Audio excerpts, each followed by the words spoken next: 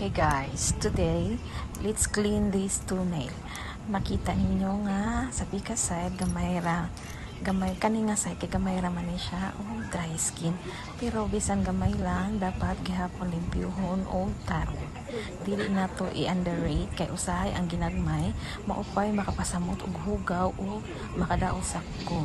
Then og dili na to kuhaon daan mo dako mao na musakit na ang kilig-kilig. So tanawan ninyo, hinay-hinayon lang nato ugit para dili ma-irritate ang cuticle. Kita ninyo nipis ra, gamay ra ang nakuha pero grabe gihapon ka satisfying kay limpyo tanawon ang resulta. Then maayo unta nga i-maintain nato perli para dili makatag ang dry skin.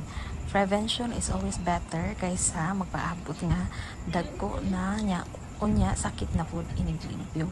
Mauni ang nakanindot sa regular pedicure. Maski gamay ra ang problema, masolusyonan dayon. Kung ganahan mo nga limpyo tanawon permi inyong kuko, ayaw kalimot magpa-pedicure regularly. Simple lang pero makahatag og dako nga difference. Tanawan ninyo guys hangtod sa dulo para makita ninyo unsa kalimpyo o fresh tanawon ang kuko inyong human. Kung ganahan mo og mga ingon ani nga pedicure videos, ayaw kalimot i-follow, like, and comment para updated mo permi. Bigyan pa kayo og upcoming sessions nga sure ko satisfying tayo tanawon. Thanks for watching!